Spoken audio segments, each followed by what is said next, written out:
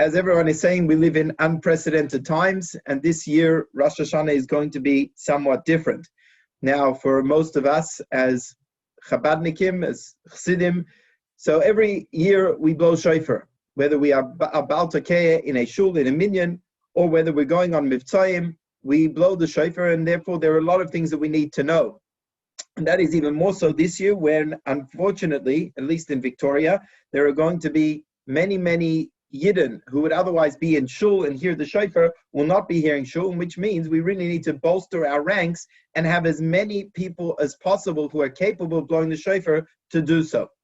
Now, in terms of blowing the shofar, of course, the most important things to know are the halachas themselves, as well as how to produce the sounds. So one has to know the halachas as well as the metzius, because the halachas could actually make the difference between kosher tekios and pasul tekias. And that is the difference between a person being yotzei and a person not being yotzei the mitzvah.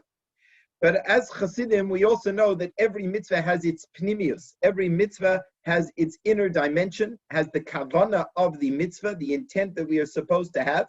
And that is in terms of the effect of the mitzvah in the spiritual cosmos, in terms of drawing godly energy into the world and the impact on the world and our souls, our neshama.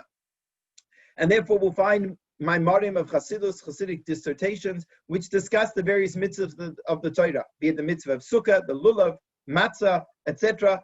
And tonight we're going to study a Maamar on the mitzvah, the kavanah of the mitzvahs of Shofar. And that is a Maamar from what is referred to as the Siddur Imdach, a Siddur known as Tfilos Mikol Hashana, the prayers from the entire year, which is a Siddur based on the Siddur of the Alter Rebbe, and it has within it and around it, it has Chassidic Maamarim explaining various parts of the davening as well as various themes throughout the year, such as the mitzvahs of a particular time. And what's interesting about this particular Maamar is that if one looks in Sefer HaMinhagim, the Sefer HaMinhagim, which is a collection which the Rebbe oversaw the production of and the editing, and many of the details inside come from the Rebbe himself. So the Rebbe records a Horah, an instruction from the Frierdike Rebbe, that an instruction that anyone who is a Baal Tokeia, anyone who is blowing the shofar on Rosh Hashanah, should study this Maamar on the morning of Rosh Hashanah. And the Rebbe explains that this means specifically Dafka Baboiker, specifically in the morning of Rosh Hashanah. Now, obviously, depending how early one wakes up on Rosh Hashanah, we can't just rock up and learn the Maamar. That's why we're learning it together now. One has to look at the Maamar beforehand. But one should also make sure on the morning of Rosh Hashanah to look over the Maamar as well. Because this Maamar really describes the Kavanos of the Shofar. As the opening words of the Maamar says, להבין עניין תקיעת שופר על פי כוונות Baal Shem Tov. That this Maamar is to explain the Kavanos of blowing shofar according to the teachings, the instructions, the Kavanos of the Baal Shem Tov. Now, just to point out, this Maamar, we don't know exactly when the Maamar was said. We don't know, but presumably it is a transcription of the Maamar and perhaps an elaboration from the Mittel Rebbe, the Alter Rebbe's son, who many of the Maamarim in this particular Sefer are from the Mittel Rebbe. And what does it mean? It's based on the Kavanos of the Baal Shem Tov. So we know that there are Kavanos of the Arizal. The Arizal has his Kavanos on the Tequila Shofar, which is based on the Zohar. But that is not what's being referred to over here.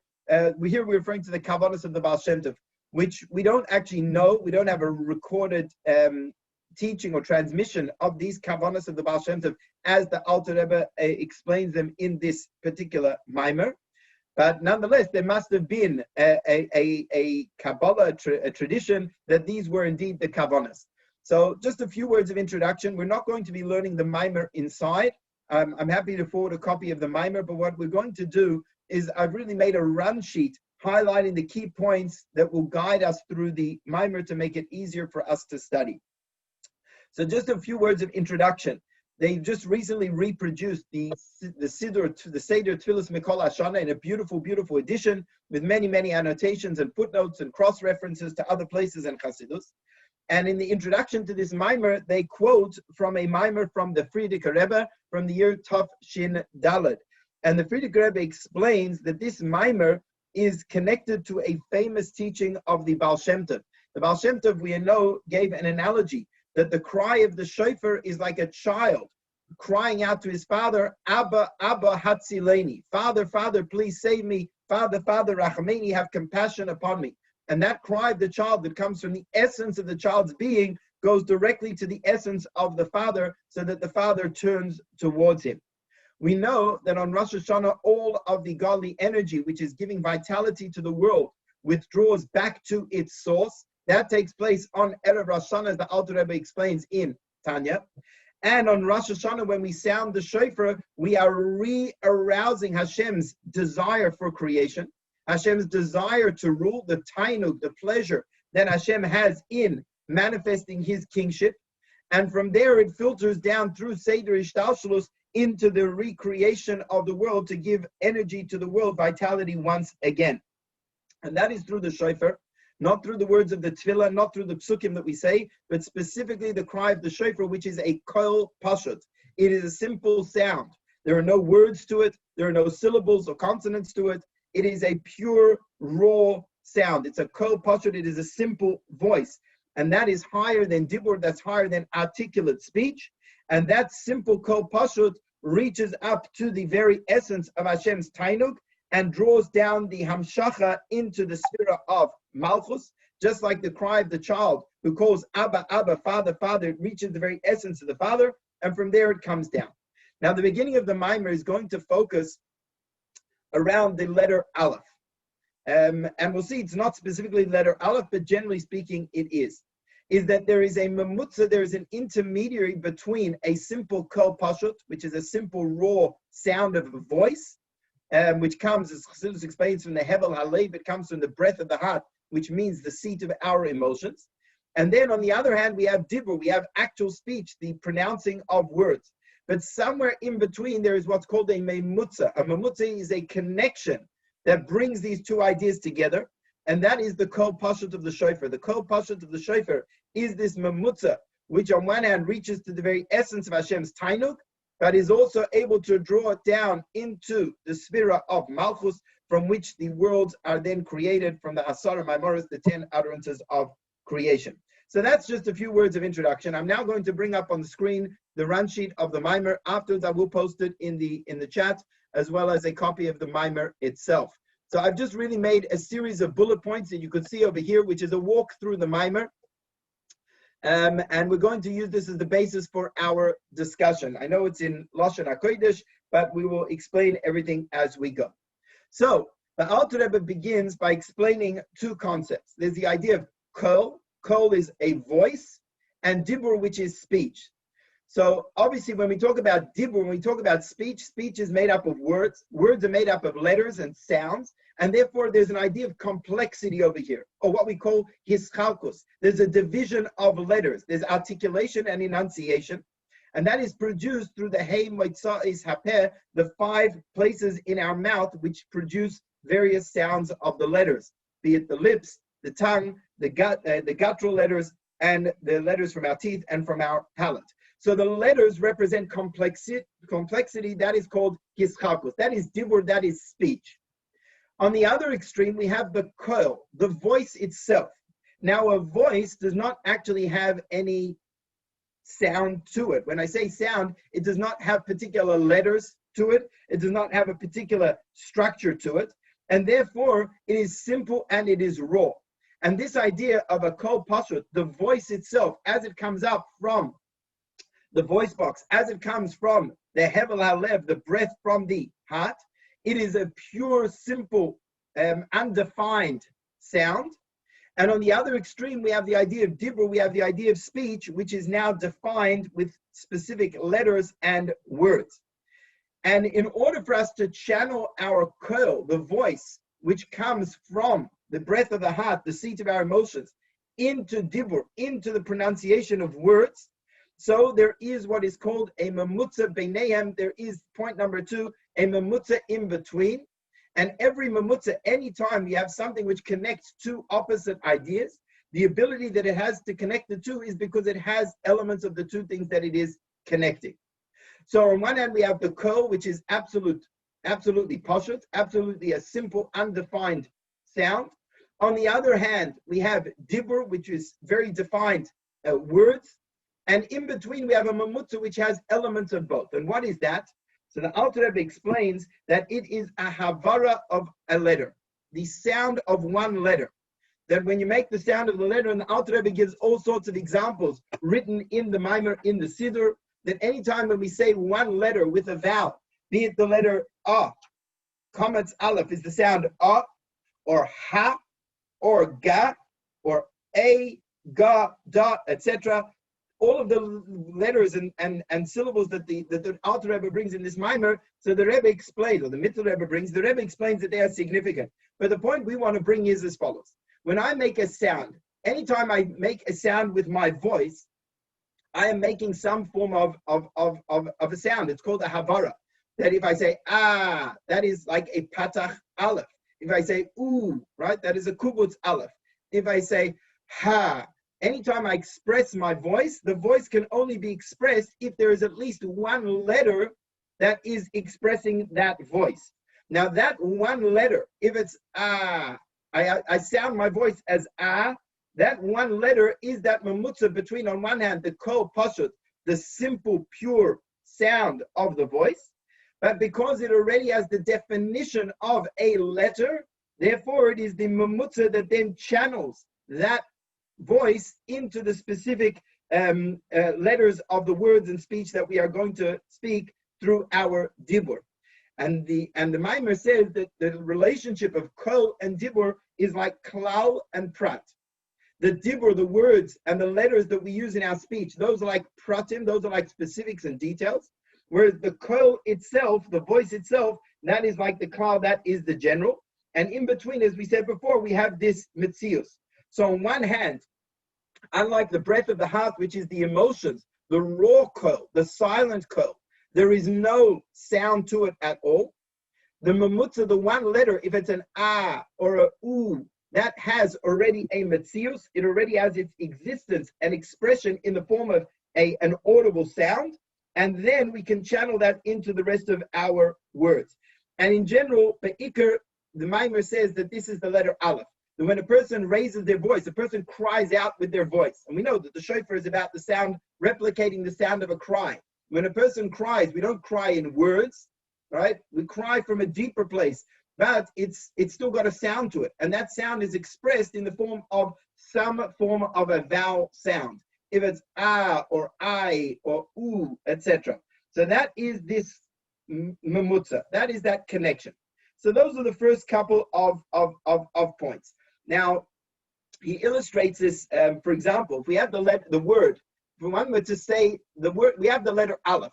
Now, the letter Aleph, when we see a picture of an Aleph, we say Aleph, which is Aleph Lamed Pei, which are 3 letters, and that represents the idea of Hischalkus. That's already dibur, that is already speech.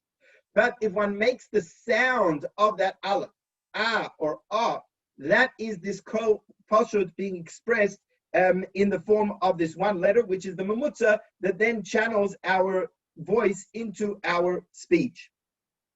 So that is part 1 of the Maamar, and the Maamar speaks in length about this idea. The Maamar goes on to say that the entire Seder of creation, the Hisavus, this is point number 4, who Seder Mashpia Umekabel. We know that the Ishtalshalos, the involvement of the worlds, how the godly light comes into the world to create existence, is in a chain-like progression from Mashpia to Mekabel, that the higher level is the source which is Mashpia, that godly energy, and gives it over to the lower level, which in turn is a Mashpia, which gives it over to the Mekabel, the lower level below it as well. And as we mentioned before, that any time where you have 2 opposites, there must be a mamutza connection in between. So Mashpia and Mekabel, the idea of the giver, the source of energy, and the Mekabel, the receiver of that energy, they are 2 opposites as well. And therefore, there is a mamutza in between. There has to be that connector in between, which possesses elements of both. Elements of the Mashpia, but also aspects of the Mekabel as well. And that is because generally the Mashpia and the Mekabel are completely separate and distinct from one another. They are Be'ein Aroich. And the mamutza creates a nexus and a connection between them. Okay, so to illustrate this, we have as follows a couple of examples. So we have within our soul, we have the koiches hanefesh. The koiches hanefesh, the strength, the qualities of our soul, parallel the divine energies, the spheres of the world of Atzilus. And in general, they can be divided into two categories. We have our faculties of intellect, which are referred to as seichel, chachma, bina, and das. And we also have our emotions, which are our drives and urges, chesed, gevura, tiferes, netzach, hod, yesod, and malchus. Now, intellect and emotion, as we know, are two different worlds. They're two different realms. Intellect is objective, it's cold, it's analytical, it's quiet and still, whereas emotions are fiery, emotions are passionate, emotions are subjective, and they are noisy. So, nonetheless, as the Alter Rebbe explains in Tanya, that the source of our emotions comes from our intellect. That it's our ideas, our thinking, and particularly the attribute of da'as, which becomes the source of our emotional responses. That there is a transmission from intellect to emotion. Now, going back to our idea that if you have two opposites, they cannot transmit or transfer one to the other. This is only possible if there is a mamutza in between, there is a connection in between that allows the two to flow, to unite, and that there can be a flow from one to the other. And that is what is referred to in our next point that we have. That is the midos sheba seichel. Now, what does that mean? Even though we said intellect and emotions are opposites, nonetheless, within intellect, there is an emotional quality of intellect as well. So, for example, when a person learns something, when we study something, we're studying with our mind, with our intellect, but a person with their intellect may analyze something with a chesed perspective, like Beis Hillel would study, or a Gevura perspective, the way Shammai would study. Similarly, when a person learns something on the intellectual level, they will sense within that there is some form of emotion being conveyed in that idea. Now, at that point in time, this is not a fully fledged emotion. It's not an experience of a feeling of emotion. It's still within the realm of seichel. But it's a step down. It's no longer the inner essence of the intellectual idea, which is cold, abstract, and distant. It's already an idea of subjectivity within the intellect, within the idea itself. And that idea, the midos within the seichel, is the mamutza that allows seichel to then come and create actual real emotions. So again, seichel and midos, intellect and emotions, are two opposites. And the mamutza that connects the two, that allows seichel to flow into the emotions, is the midos within seichel. And just as that is true in the hishtalshus, the involvement from our intellect to our emotions, so it is from our emotions into our speech. We know that the soul has three garments, which are machshava, dibur, and ma'aseh, thought, speech, and action. And our speech is the lavush, which receives from our emotions. So the emotions, which are the hevel halev, that is that which rises up, the breath of the heart, so to speak. That is the influence of our emotions. We articulate that in our speech. We communicate it within our speech. But again, emotions and speech are two opposite realms, or two very distinct realms. Our emotions are powerful. Our emotions are unlimited to a certain extent. Our emotions don't yet have particular definition or description. Whereas in Dibur, when we need to communicate those emotions and share our feelings with somebody else, that is already very defined, very subjective, very limited. And therefore, there must be a mamutza as well. So just as going from the intellect to the emotions, there is a mamutza, there's an intermediary that connects the two. So too, when we go from our midos to our Dibur to our speech, there is also a mamutza that connects the two, and that is that ois that we spoke about before. That when we speak, which is our emotions from our heart, being channeled into our speech, because generally speaking, a person will not speak unless they feel like saying something. So the mamutza that connects that is that initial sound that gives voice to our voice. That inner voice of our emotions is channeled into a audible voice through that one sound, that ah, which is like the sound of the shofar. And that it then creates the actual voice as a metzius that can then be channeled into actual speech, into the actual pronunciation of words and the like. Now, just as that is true with regards to the lavush of our speech, that our speech receives from our emotions via a mamutza, the same is true with the more inner lavush of the soul, and that is our machshava, our thoughts. Now, whereas our speech lavush is generally a lavush for our emotions, our machshava is a levush for our seichel. Our ideas are expressed in our seichel. We start to think. When we have an idea in our head, we start to think about it with our machshava. Now, machshava, like dibur, also, according to Chassidus, has oisius. Oisius really means definition, because just as the letters give structure to ideas and define them, so too, oisius represent the idea of definition. Now, the difference between speech and thought is that speech are communicated words. Speech is audible and therefore tangible words. Whereas in our thought, whilst we think in terms of oisius, letters of definition, nonetheless, they are more subtle. They are not communicated to others. They are how our mind thinks.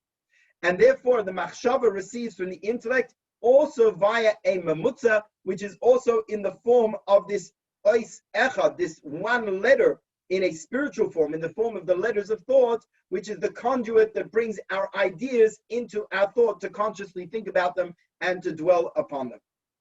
Now, where is all of this leading? This is all building up to a pasuk which says, Ki baka Hashem tzur olamim. That Chazal explained that with the letters Yud and Hey, tzur olamim, Hashem created the worlds. The Yud nivra olam haba, with the letter Yud, Hashem created the world to come, olam haba, which is the world of the neshamas, where they enjoy the radiance of the Shechina. And with the Hey, with the letter Hey, Hashem created olam hazeh, our world. Now, what is the difference between our world and olam haba? So just as we said, there are two sets of letters. There are oisius of machshava, which are more subtle, more spiritual, more edel. And there are oisius of dibur, which are more finite, physical, and tangible. So these letters are the source of these two worlds. That olam haba, which is a spiritual world, a world of spiritual delight for the neshama, is created from the letters of the divine thought, which is the sphera of bina. And olam hazeh, our physical world, is created from the oisius of dibur, the letters of speech, which come from the letters of speech, which come from the attribute of but there comes an attribute of malchus. And in general, these two levels are referred to as alma de iskasia and alma de iskalia. And we're familiar with these terms of Chassidus, that there's the hidden reality, which refers to the spiritual worlds, the world, and then there is the physical revealed reality, which refers to the created worlds. In general, the created worlds, which are Bria, Yetzira, and Asiya, are created from Malchus. That is where they receive their godly vitality that creates them and invigorates them. That is Malchus. That is like speech. We know Malchus is connected to the peh, connected to the mouth. Whereas Alma Diskasia, the hidden worlds, which include within it the spiritual world, Olam Haba, that is from the letters of thought, which comes from, that should actually read Bina. Alma Diskasia comes from the attribute of Bina. And in both of these cases, there must be a mamutza. The Maamar continues on to say that we know that Malchus is the source of the creative energy of the world. That Malchus receives within it all of the energies of the world of Atzilus, from all of the upper spheres, and then Malchus receives them, and with that, it creates and gives over his mashpia to the worlds of Bria, Yetzira, and Asiya, the actual created worlds themselves. And therefore, in order for Malchus to receive from Zah, just like we gave the analogy that our speech, which is like Malchus, receives from our emotions, that kol, that voice from the Hevel Alev, the breath of the heart, just as there must be a mamutza, so too, in order to draw down from the upper spheres of Zer Anpin, of Atzilus, into the sphere of Malchus, which is the idea of going from emotion to speech, there is a mamutza, there is this intermediary, which is that initial sound of the voice in the form of one letter. So too, there is also a mamutza in the creation of Olam Haba, which is drawing down from Bina, which is Alma Diskasia, the hidden world, into Zer Anpin, into the emotions, which is like going from intellect to emotion. So we have two pathways over here. We have from emotion to speech. That is like the creation of the physical world, where Malchus receives its energy from the emotions, Malchus being the mouth speech. And then we also have the creation of Olam Haba, which is where we have Bina transmitting into the midos of Atzilus. So that is all the first Hakdama, and the basic summary is that in any transmission from Mashpia to Makabel, there is an intermediary, and that in terms of the transmission of ideas into thought, or from emotions into speech, comes through an ois echad, one letter, one audible sound, one syllable, and that one syllable, that is the mamutza that then draws that voice into speech, from the mashpia into the makabel. That is hakdama number one. The Maamar then brings a second hakdama, a second introductory point, and that is as follows. The beginning of our consciousness is our ideas. We have an idea that pops into our head. That is the sphera of chachma. And that is like the idea of a flash of perception, a flash of inspiration. We have that light bulb moment, we have an idea. Now, where does that idea come from? So Chassidus explains that idea is one intellectual concept that comes in a revealed conscious way into our mind. That comes from a source, which is the capacity, the source of the soul to generate ideas. And that level is what is referred to as maskil, or koyach hamaskil, which is the koyach that the soul has to be able to conceive and to generate ideas. So maskil, this level of maskil is the source of revealed conscious intellect. You have an idea, whatever that idea is. The idea is to build a house, the idea is to go on a holiday, the idea is the concept of kingship, whatever that idea is, that is coming from a deeper source within the soul, which is the source of our ideas. And from there, we have the ability to conceive any number of ideas, an infinite number of ideas. Now, when we have a flow from this source of our ideas into our intellect in a revealed and conscious way, so that is coming from our koyach hamaskil, and that flow is, he says, that's on one level, and that's when we have ideas. So the ideas is like a revelation of the light from the depths of the soul that comes into our intellect. Then we have another form of transfer, and that is not the transfer of ideas or the generation of ideas, but rather the hamshacha of a tippa. Now this is referring to the creation of a child, the conception of a child, which we know that the father gives a tippa of zera, a drop of seed, and that contains within it the various DNA which is required, uniting together with the mother's egg to create the child. And that tippa, that drop, begins with a process to take place, as the Alter Rebbe explains in Tanya, within the mayach of the Av, within the intellect, within the mind of the father. Now, whereas ideas come from a more external dimension of the moichin, of the intellect, this tippa, even though it is a physical seed, it's a physical drop of seed, nonetheless, in its source, where it comes from the pnimius hamoichin, it comes from the inner essence of the intellect, the mind of the father. And that is why this zera, this drop of seed, even though it's physical, and therefore cannot be compared to the transfer of ideas and intellect, development of ideas, which is spiritual, nonetheless, this physical drop, this physical tippa, contains within it all of the ingredients to create life and to be moilid bedoim meloi, to create a child that will resemble and have within it all of the qualities that existed within the father.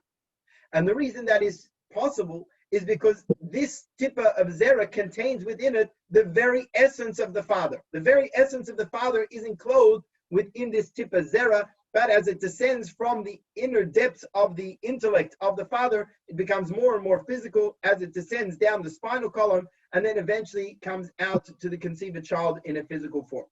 And the Maamar gives a mashal for this. The mashal is of a seed. You have a seed, that's how you plant a tree. You take a seed within a fruit. Now, if you eat a seed, it doesn't taste anything like the fruit, right? A seed is a dry piece of organic material. It has no taste. It doesn't look like the fruit. You take an apple seed. It doesn't look like an apple. It doesn't smell like an apple. It doesn't taste like an apple. It doesn't have any of the properties on the external level of the apple seed. But nonetheless, within this seed is the full essence of the apple tree, so that when you plant this seed, from it will grow a tree which is capable of producing its own fruit, of producing apples. And this is the idea that a hashpa gashmis, that a hashpa of a hamshacha, of a physical tippa that comes from the depths of the essence of the father, is in fact higher than the transmission of ideas, the transmission of intellect. And this idea is discussed by the Tzemach Tzedek in the mitzvah of Puruvu in Derech Mitzvah Sechem. So the Maamar continues, drawing on this idea that there are two levels of creation, of created beings. There is Malachim, the Toldos HaMalachim, the creation of the angels. The creation of the angels, according to Kabbalah, is created through a zivug nishikin, which literally means a union of kisses. Just as when you kiss a person, that is breath to breath, so too the creation of the angels is created in this form. And in a spiritual sense, that represents the revelation of Seichel. It's a ha'ara of the divine intellect that creates the malachim. That is the source of the creation of the angels. It is a ha'ara. It is a ray that comes from the spirit of Chachma into Bina, just like the Seichel, the intellect, comes from its source, and that is the source of the creation of the angels, and that's why angels are spiritual beings. But then we have Leidus HaNeshamas, the creation, the birth of Neshamas, and this is significant because on Rosh Hashanah, this is the birth of Adam Arishon. Adam and Chava were created. Adam was created on Rosh Hashanah, and just like the drop of seed from which a child is created contains within it the very essence of the father, the pnimius of the moichin, the pnimius and essence of the intellect of the father, so too the later, the birth of the neshamas comes from the atzmius, the essence of the moichin, the essence of the intellect of the father, and that is why we said it is moilid b'doim eloi, it is able to create a child in the form of the father, and that's why we say a neshama is in the image of Hashem. We are called Adam. The first man was called Adam. And the reason we are called Adam is because Adam Elyon. The word Adam comes from the word to be doime, to resemble. Because the man down here, the Adam HaTachtoin, is in the image and resembles the Adam HaElyon, the supernal man, which refers to Hashem himself. That's what it means. We are made in the image of Hashem. And the reason that is true, unlike the angels, is because even though we are created from what is called a Zivug Gashmi, nonetheless, within that Zivug Gashmi is the very essence of the Mashpia, the very essence of the intellect of the Mashpia, like the drop of seed from the Father that creates a child in his image, so too the Neshamas are created in Hashem's image because they are created from his essence, from the Pnimius of Moichin. Now, why is this relevant? Because on Rosh Hashanah, we know Rosh Hashanah is about the recreation of the world. We say Hayom Haras Elam, today is the birth or the conception of the world. The world is recreated on Rosh Hashanah. And there are two things that take place. On Rosh Hashanah, we have what is called Binyan HaMalchus. Malchus is, of course, the lowest of the spirits of Atzilus, which is the creative energy of the created reality. And on Rosh Hashanah, we have what's called the Binyan, the building, the development of Malchus, in order to give Malchus those energies to be able to then pass them on to create the world. And this takes place on two levels. There is number one, the Hashpa Lo'olamis. There is the Hashpa, the flow of divine energy to create and sustain the actual worlds themselves, the worlds of Bri, Yetzirah, and Asiya. That is the external dimension of the worlds. And then there is also the birth and conception of the Neshamas, the day on which Adam Arishon was created. And both of these take place when there is a flow from the intellect to the emotions into Malchus. But as we said before, that the Neshamas come from a deeper level. They come from the Pnimius, the essence of the intellect, the essence of Moichin. This is where Shofar comes in. What is the idea of Shofar? Shofar is how we draw down this Hamshacha of godly energy, which comes down into the spirit of Malchus, and from there into the worlds, both for the creation of the worlds and the birth of the Neshamas. That Hamshacha is drawn down through Shofar. And Shofar draws down a Hamshacha from the Pnimius HaMoichin, which is referred to as Makoira Tequila. The Zohar refers to Chachma as the source of everything. It reaches the very, very source of all godly revelation. That is where the Shofar reaches, and then draws that down into Seder Ishtalshalos for the creation of the world. And the reason it is possible, in the words of Kabbalah, is because the source of the Shofar is from Pnimius Atik, from the deepest levels of godliness, the way it shines within Pnimius Abba, the way it shines within the Sphira of Chachma, the Pnimius of Chachma, and therefore the Shofar is able to draw down the deepest levels of godliness, which is manifest within the essence of Chachma, to then come down into the world. More specifically, we're now on point number 3. We have the emotions. We said before, just as emotions are the source of our speech, we channel our emotions into speech to communicate, to articulate them. So in general, it is Zer Anpin, the emotions of Atzilus, which is the source of the Hamshacha into the creation of the world's Bria, Yitzir, and Asiya.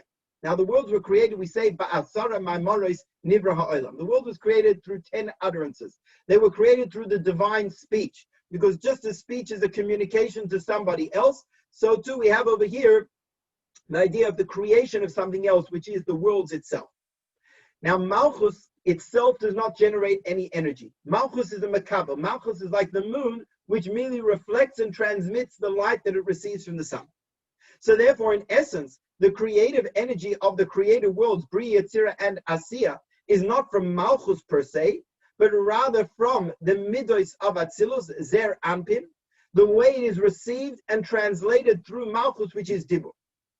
And therefore, in order to draw down this creative energy, we need to draw down from the divine emotions into the divine speech of Malchus, and then it can come down into the world. The emotions, just as speech receives from emotions, our emotions are created or received from our intellect. The intellect is what is referred to as the ta'am lamidah. So let's give an example. A person has an emotion of love. You love somebody. You have a feeling of love towards somebody or love for something. Now there's a reason why you love that person or why you love that thing. There is a reason, and that generally that reason is something which is logical, that is coming from our seichel, that is coming from our intellect. In our intellect, we appreciate that this would be a good thing to have, that this will enhance my life in some way or the other, and therefore I have an ava desire for this particular thing. And therefore what happens is the intellect becomes the source of our emotions. It's the reason for the emotion that we experience. But the intellect comes down contracted in accordance with that particular midah, whatever it is. So on Rosh Hashanah, when we have the renewal of the energy, the chayus, the vitality of the worlds, that comes from its source, and therefore it comes from the emotions of Atzilus, Zer Anpin. Just as our speech comes from our emotions, so too creation comes from the emotions of Atzilus. But those emotions need to receive from their source, which is the intellect, which is the level of moichin, the level of seichel. And therefore, in order to have the renewal of the emotions to create that light or bring that light into ishtalshus to create the world, there also needs to be a chidush, a renewal from the intellectual qualities of Abba ve'imah, Chachma and Bina, which are referred to as mother and father, to draw down, as we refer to as the Makoira Tequila, the source of everything. But within this, there are two parts, as we discussed in the beginning of the Maamar, that the Chitzonis HaSeichel, like that transfer of ideas, is for the creation of the world. The angels are part of the created worldly reality that comes from the external dimension, whereas the Pnimis HaSeichel, from the inner dimension, the essence of the intellect, that is where we have the birth, the Leda of the Neshamas, which, as we said before, using the mashal, comes from that Tipas Zera. So again, on Rosh Hashanah, we take the Shofar, as we're going to elaborate more. The Shofar reaches the Makoira Tequila, the source of everything, which is the essence of the divine intellect. And from there, it comes down into the emotions, and then into Malchus, which is the divine speech, into the Asara Maamar Shenivra Olam, into the 10 utterances, to draw down that creative energy into the world. The Maamar then says, after these two hakdamas, after these two introductory ideas, which in the Maamar is spoken about at great length, this is really a synopsis. The Maamar then continues that what is the Tekia's Shofar? Right? The Shofar is a raw sound. Even though in our davening we say psukim of Malchus, we say the verses describing Hashem's kingship, and those verses are to arouse Hashem's desire for kingship, but those are ideas that can be expressed in words of psukim. And as we mentioned before, Dibur, words, is about the formation of letters and the idea of limitation and definition. The shofar, however, is not speech. The shofar is that raw cry, that kol pashut. Just like we said before, that simple syllable, that ah or that u, on one hand, there is a metzius of a sound, but on the other hand, it does not yet have the definition and structure of words. So too the Tekiya Shofar, with its raw sound, represents the simple kol pashut, the simple voice that comes from the breath of our emotions. And that is for the purpose of renewing the chadish, the bechinas hamalchus, mimokar harishin. The purpose of the shofar is to draw down new, loftier energies from the very source into malchus. Now, what is this source? The source in Kabbalah is described as tainug, the level of delight or pleasure. Just as in a person, our deepest level of experience, the level of experience which really drives everything else that we do, is our pursuit of desire. That we have pleasure, that is tainug. Why do we want something? Because we understand it's good. Why do we understand it's good? Because ultimately we are looking for pleasure. Now, on the deepest levels, pleasure is not something I get from something else. Pleasure is a state of being. It's a state of absolute satisfaction in being. And that is the deepest level within a person, I guess what we would quote from Maslow's triangle, self-actualization. So that is just as it is within us. Tainug, delight, is the deepest level within our psyche. So too in the spiritual world, the level of tainug, which is the level of atik or pnimis hakeser, that is the source of everything. That is the source from which chachma comes. We say pnimis atik is within pnimis abba. The tainug is the source of chachma. And therefore on Rosh Hashanah, where we're trying to draw down from the very source, the shofar, the sound of the shofar reaches this level of tainug, Hashem's innermost delight. That what? It's in order to arouse Hashem's tainug, his delight in a melucha, in his kingship. And we do that by reaching his essential deepest levels of tainug, his deepest levels of pleasure. We know at the beginning when Hashem created the world, it is because he had a rotzei. He had a desire, Ana Emlech, I will rule. I want to create worlds. And we say, when it arose in Hashem's simple desire to create the world, so then he began the process of creation, which began with the initial tzimtzum. But every year on Rosh Hashanah, there is a withdrawal of the former vitality of creation. And therefore, as we'll see in a moment, there is a withdrawal of this delight or desire that Hashem has in creation. And we need to re-arouse that delight for creation. And the way we do that is not by arousing the delight for creation. We need to tap beyond that into the very source, to the very essence of Tainug Elyon, the very essence of delight above, the highest levels of godliness. How do we do that? So on one hand, we said that is the shofar, but the shofar is just a metaphor. The shofar is, obviously, it's a mitzvah that we have to do, but the shofar represents something much deeper. Because as the Maamar tells us that the ikar tainug, the main tainug that Hashem experiences, is from bitul avadav hanifradim, is that the world is created in a way that the world exists independently. The world exists seemingly as its own entity, its own metzius, its own existence, separate from Hashem. And nonetheless, when we surrender ourselves to Hashem, despite the fact we have our own metzius, we have our own desires, our own wants, our own needs, etc. But when we surrender ourselves to Hashem, just like a king is aroused with the desire to rule when he sees his subjects surrender themselves to him with absolute bittul, so too the tainug above is aroused through the bittul of avadav hanifradim. So then we explain why we need the shofar to do this. Why is it not enough our prayers? Why is it not enough the verses that we quote from the psukim? So the Maamar explains that it is not ein dai lahamshich hayidei adibur. It's not sufficient to draw down this level of divine tainug into creation, into the recreation of the world through speech, but it has to be through this kol pashut, this simple voice represented by the shofar. And why is that? So it says very simply, we know that the dibur, speech, as we've discussed until now, is malchus, is Hashem's attribute of kingship, that is the source of the creative energy of the world. And when that is withdrawn, you cannot draw down tainug into speech through speech. The speech is lacking that revelation of Hashem's tainug. There's been a withdrawal of Hashem's desire for the articulation of the 10 utterances to create the world. And therefore more speech, the divine speech, is not going to draw that down. And the Maamar then brings a mashal. And I'm going to elaborate on this mashal a little bit more because it's actually a very, very deep idea. And that is as follows. The mashal is, if you have a person who involves himself in a particular activity, it's a mashal of someone who's person is doing something. A person is doing something because they have pleasure in what they're doing. It might be a person's job. It might be their creative activity, the arts and the like. It might be a person exercising. Whatever it is that we do it because we have a tainug. We experience pleasure from doing this thing. Now, that pleasure then comes down into our intellect, because we have to use our minds to think and calculate, how am I going to do this thing? And let's give an example. A person who is painting a painting. An artist who is painting a painting has within them a tainug, the delight, the pleasure, the satisfaction they will get from having a painting. They then need to channel that into their intellect to think, what am I going to paint? How am I going to paint? And then that flows through from the intellect into the emotions. And those are emotions either we get excited about it, because if a person is not excited about something, they're not going to do it. So from the pleasure, we move into the intellect, which is the kavanah, the intention. What am I going to do? How am I going to do it? Why should I do it, etc. That flows through into the emotions, and we get excited about the painting, excited about what I'm going to do. And finally, that then translates into the koyach ha'asiyah, into the actual action of putting the brush onto the canvas. And the same is true with anything that we do, that there is a flow from our tainuk, the deepest level within us that desires this thing, that flows through to our intellect, our understanding of how and why we should do this thing.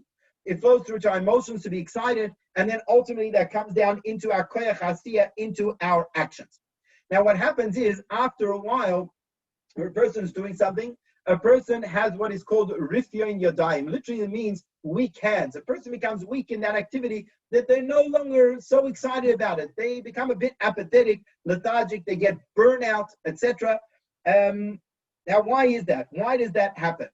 Because even though initially we were in the pursuit of the tainug, the deep pleasure that this activity is going to bring to us, but as we downwards channel that into our intellectual understanding of what to do and our emotions of excitement, and then we get caught up in the minutiae, in the act of actually doing that thing itself, at that moment our focus is purely on the task. And that task can become menial, that task can become repetitive, and we lose our enthusiasm. So how do you get it back? What do you do when you lose that enthusiasm, when you become burnt out, when you become lethargic? I mean, the same is true. A person, they give an example of a teacher. I know as a rabbi, we're teachers. Teachers is a profession where burnout is quite a common experience. Why does a teacher go into teaching? Now, a really good teacher, not the ones who straight out of kollel looking for something to do, but a real educator, a real teacher goes into teaching because they have a tainuk. They receive satisfaction and delight and pleasure from teaching ideas to young children. They use their intellect working out how to do that. They use their emotions to be excited and passionate about the lessons that they teach. But then there's the actual act of teaching. And the actual act of teaching can involve lesson planning, can involve discipline, etc., etc. But after a while, that can become very repetitive, very routine, and a person loses their enthusiasm. They lose that spark that they had to begin with. So what do we need to do? Is we need to reconnect and re-arouse from that tainug, that delight, from the very essence of the soul, to get back in touch with that delight and pleasure of why am I doing this all together? And when we reach that level of delight and we re-arouse a new revelation of that delight and pleasure, that then will come down and flow through into our intellect once again, into our emotions once again, and then that will come ultimately into the action as well. And the same is true with regards to the creation of the world. One is the idea of Tequila Shofar. So we said before that the sounding of the Shofar is a kol pashut that comes from the hevel alev, from the breath of the heart. It's not words, because this kol pashut of the Shofar reaches to the very essence of tainug, which is the ultimate source of Hashem's desire for kingship, Hashem's desire for creation, from which that flows through into the intellect and the emotions of the world of Atzilus via the various mamutzas, via the various intermediaries, until it comes to Malchus, which is the divine speech, which is the actual act of creation itself. Ba'asara ma'amaros nivra ha'olam. So what happens is that Bria, creation for Hashem, is likened to his koyach of Asiyah. Right? We say, Kisheishis Yamim Asa Hashem es hashamayim v'es haaretz. Hashem made, he created, he made the heavens and the earth. Elsewhere we refer to that as speech. Hashem's speech creates, right? Hashem said, Yehi or, let there be light, there was light, etc., etc. So creation is like Hashem doing that menial act, that action of Asiyah, of creation. Now within that, just as when we do an act of creation, within that is also contained our emotional excitement and our intellectual ideas and understanding. So too in the creation, which is from Hashem's attribute of speech, Dibur of Malchus, enclosed within that are the emotions of the world of Atzilus, and are enclosed the level of the Seichel, the Moichin, the intellect of the world of Atzilus as well. And that is enclosed within the spirit of Malchus, the action of the creation of the world. Now in Seichel, as we spoke about before, is enclosed a ray, a ha'ara of tainuk ha'pashut, from the very essence of the Matzil, the one who created the spheres, when he had a desire to create the world. Just as we do something because we have a tainug in doing it, and that is what sparks our rotzen, our desire to do something, and then goes throughout to intellect and emotions and into action, so too on the deepest level, Hashem has tainug, Hashem has the experience of delight and pleasure. And we said that comes from the bittul of the Nivraim, the bittul of the creations, the surrender of the creations to him. And what we need to do is that is the source of it all. But what happens is as follows. And again, obviously by us, when we become burnt out or lethargic or weak in our work, that is something which happens automatically. It's not something conscious. It happens. That's our nature. With Hashem, there's no such thing as automatic, and there's no such thing as being weak, God forbid. Hashem is infinite. But Hashem created the world, as the Alter Rebbe explains, based on the teachings of the Arizal, that the divine light that comes into creation comes down Mereshis Hashana at Achris Shana. It comes down in 1 yearly allotments, 1 yearly installments. And therefore, as it withdraws back to its source on Erev Rosh Hashanah, so there we have what's called the Rifyon Yadayim. We have, so to speak, the weakening of the work of creation, and therefore that is manifest by the withdrawal of the vitality of creation. And what we need to do is, like the person who is lethargic and burnt out, we need to re-arouse from the deepest levels of tainug, of pleasure and delight, which is the source of why they do everything. So too, we need to, on Rosh Hashanah, re-arouse and reach the essence of Hashem's tainug. And that is through the kol pashut of the shofar, the simple sound of the shofar. As we mentioned, that simple sound, that the etc., the beginning of the Maamar, that is the mamutza. And the mamutza, the connection, has elements of the two things that it connects. So on one hand, it has from the atzmius, the essence of the mashpia of Hashem himself, and therefore it reaches the highest levels of Hashem's tainug, Hashem's pleasure.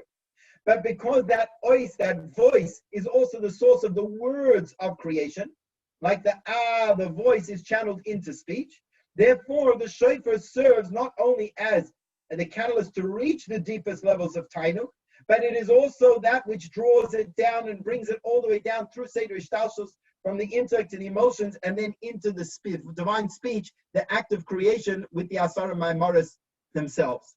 And therefore, the shofar has this power to arouse from the atzmius, the very essence of the mashpia, which is the tainug, and to draw it down to the makabel, through the intellect, through the emotions, into Asiya, which is Malchus, and from Malchus it then translates into Bria Yetzir and Asiya, the creation of the created reality, the created world.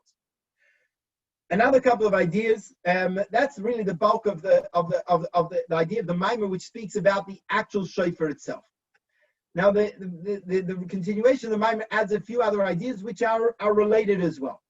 So, oidinyan, another idea. That is, as we mentioned before, on Rosh Hashanah, all of the chayas of the worlds, the vitality of the worlds that was giving them their life and existence, we said that goes back to its source. So that poses the question which Chassidus asks, well, if that's so, then on Erev Rosh Hashanah, when the vitality of creation is withdrawn back to its source within the essence of godliness, why don't the worlds evaporate? Why don't the worlds disappear and cease to be? So the Alter Rebbe explains that this siluk, this removal of the vitality of creation, like the energy and the enthusiasm of the person who's doing the work, and therefore, consequently, when we draw down that new vitality, that is only on the level of the pnimius of creation, the pnimius chayis of creation. The external is still there. I give the example. When a person is doing something and they get lethargic and tired, they can still go through the motions. On the external level, they can still go through the emotions, but the pnimius, the chayis, the vitality, excitement is not there. And therefore, even though there is a withdrawal from the pnimius of the chayis of the world, on the level of the chitzonis, which is the source of the existence of the worlds themselves in a physical sense, there is no change, there is no withdrawal. And the Maamar gives an analogy of a person who is asleep. When a person is asleep, their body is intact. They have the same organs and limbs and capacities as they did when they're awake.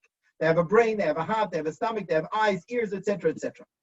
But when a person is asleep, what happens is the pnimius, the deeper qualities of their soul, particularly the intellect, the mind, becomes withdrawn, and it's, so to speak, hovering above the person while they're asleep. Then it's not in their consciousness at all. And the body remains intact because the chitzonius of the chayis of the neshama is still present. There's what's referred to as a kista de chiyusa. a trace, a residual of life that is still within the body, and therefore the body exists. Just like when a person is fainted, God forbid, the body is there, which means that there's a level of the neshama still present in the body, but the vitality is not there, the chayis, the animation is not there, because the pnimius is withdrawn. And so too on Rosh Hashanah, it is the pnimius of the vitality which is withdrawn, but the chitzonius remains, and that's why the world still exists. But it exists, as the Frierdike Rebbe describes, in like a faint-like state. But when we then sound the shofar, which reaches the very source of Hashem's tainuk, and we draw down from the pnimius and atzmius, the essence of the divine intellect, into creation, into the Asara Maimaros, into Malchus, and from there into the world, that new reinvigorated, powerful pnimius of light draws down Tosefes additional light, also into the chitzonius, also into the external dimension of creation, that it too is reinvigorated, revitalized, and is on a higher level than before. And then finally, just another couple of ideas. We speak about, Kabbalah talks about the idea of the Nasira. What is the Nasira? The Nasira is like the spiritual uncoupling of masculine and feminine. When Adam was created, so Chazal tell us that Adam and Chava were created as one composite being, and they were joined at the back, acharayim ba'acharayim. And what Hashem did was a Nasira. He cut off and separated Chava from Adam, so that Chava is the makabel, and Adam could create a new, deeper relationship, which was not possible in that former state.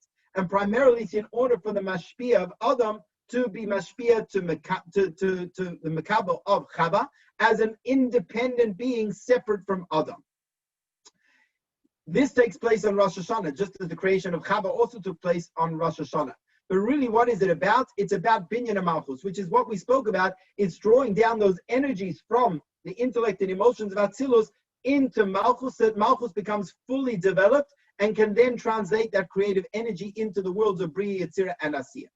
And in general, what is the purpose of this Nasira? The purpose of the Nasira is in order to draw down the chasadim, the level of chesed, in order to sweeten the Guburus. Guburus, generally speaking, we associate with harshness. It's the source of din, of judgments. And there is a concept of sweetening the judgments. So the Guburus become, mumutakos become sweetened. Now, again, we're running out of time, but basically, what is that idea? Is that we have to bring down from the chasadim of Zah, from the chesed dimension of the masculine spheres of Atzilus, to sweeten the Guburus of Malchus, so that then it can be drawn down, that the chesed of Zah can be drawn down through Malchus into the worlds. Because the nature of Gevura, it's very interesting. The nature of Gevura is to rise from below to above, is siluk, to withdraw, like fire which flickers upwards. And so too, Gevura is the opposite of drawing down godly revelation and flow of energy into the world. Gevura is about recoiling, it's about isolating, it's about distance. And therefore, what we want to draw down is we need to draw down from chesed. The chesed is the source of amshacha that comes down into the world. So we want to draw down the chasadim to develop malchus, and then that should come down into the world. Now, this is where we start to touch on some of the kavanos of the Zohar, the kavanos of the Arizal. And that is as follows. The point over here where it says Tequila Shofar. That this is the idea of the Tequila Shofar. That the sounding of the sounds of the shofar, we have two of the sounds that we make is shavarim teruah. Now, what is shavarim teruah? So the Maamar explains that the shavarim teruah is l'shaber ulahamtik gevuros tezah. That again, we said gevura is about withdrawal. We want chesed. We want to have the revelation of chasadim, which is the hamshacha that can come down, not withdraw. But what we want to do is not to get rid of the gevuros. We want to sweeten the gevuros with chesed, so that the godly energies of the gevuros come down as well into malchus. And in general, gevura is associated with Yitzchak Avinu, who served Hashem with pachad, with awe, which is a manifestation of gevura. And the purpose of the shavarim teruah is to sweeten the gevuros of Yitzchak. And how is that? That is through Yaakov. It says in the pasuk, Yaakov asher padas Avram, that the midah, the attribute of Yaakov, which is rachamim rabim, the attribute of divine mercy, that is redeems Avram. Avram is chesed. And what we want to do is we want to draw down the chesed of Avram to sweeten the gevuros of Yitzchak, and that is through the rachamim of Yaakov. And when we have this rachamim rabim, the arousal of this mercy, So then we draw down the chasadim that they should be revealed down below. So then the Maamar asks, and conclude with this idea, hang on one second. Why do we need to sweeten the Guburus? If the nature of Guburus is to be withdrawn, why do we need the Guburus? Chesed, the spirit of Chesed, that is about Hamshacha to the world. So let's build Malchus and draw down the creative energy from the spirit of Chesed, the attribute of Avram. Why this obsession with Guburus? Why do we need to sweeten the judgments? Ignore the judgments. Let the Guburus go up and we'll draw down from Chesed. Why? Lama tzarech Guburus memutakim v'loy chasadim atzmam. Why is it not enough to just have Chesed itself? So the Maamar explains as follows. What does the word Gevura mean? Gevura comes from the word strength, tigboires. And therefore we find any hashpa, any powerful hashpa or hamshacha comes from Gevura. And that's why, for example, we say Gevuros Geshamim. We talk about Hashem's power to bring rain as the Gevuros Geshamim. Right? We talk about Tchias HaMeisim, the revival of the dead, which is Hamshacha from above, coming from Hashem's attribute of Gevura. And therefore as follows. The power of Gevura is far more powerful than Chesed. Chesed is limited. Gevura is bli gvul.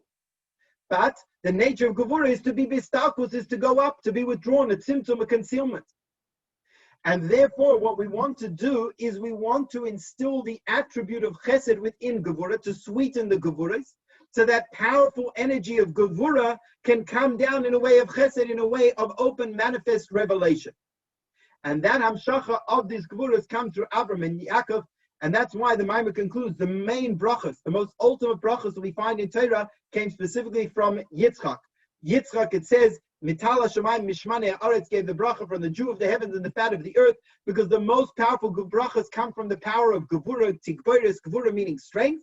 But in order to draw it down, we need to have the attribute of Chesed. That is the idea of the Shavarim Teruah, to sweeten the judgments of the Gevura, in order to draw down that powerful revelation, to build the spirit of Malchus, to draw down that Tainug, Hashem's essential delight in creation, in kingship, to draw that out into Malchus, and then to draw that into the world. And of course, along with that comes all of the brachas for the upcoming year, and those brachas should be mekuyim, fulfilled for a shnas bracha, begashmis of a ruchnis, for a ksiva chasim tova, a good kebench the yard. Just before we leave, I'm going to post